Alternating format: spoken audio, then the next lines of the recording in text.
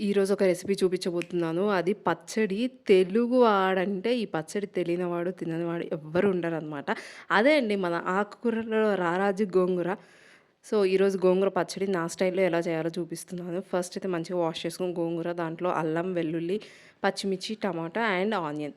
ఆయిలేసి మంచిగా మగ్గించుకోవాలి. వాటర్ అన్నీ పోయి ఇలా డ్రై అయ్యే వరకు మగ్గించుకొని, దాంట్లో కొద్దిగా సాల్ట్ యాడ్ చేసుకొని, మీరు పల్సెస్‌లాగా గ్రైండ్ చేసుకోవచ్చు. లేదా నాలాగా ఇట్లా ఎనిపితే టేస్ట్ సూపర్ ఉంటుంది. రోటి పచ్చడిలాగా వస్తుందనమాట.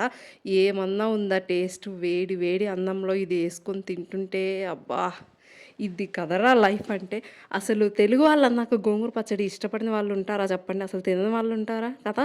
సో, మీ ఫ్రెండ్స్‌లో ఎవరికి గోంగూర పచ్చడి ఇష్టమో అండ్ ఎవరు బాగా చేస్తారో వాళ్ళకి ఈ వీడియో అనేది షేర్ చేసేయండి. నాకైతే తెగ నచ్చింది. మంచిగా ఎంజాయ్ చేసాం మా ఇంట్లో అందరము. వీడియోస్ అయితే చూస్తున్నారు. ఫ్రీనే కదా! లైక్స్ కూడా చేసేయండి. అలాగే సబ్స్క్రైబ్ కూడా చేసుకొని వెళ్లరు.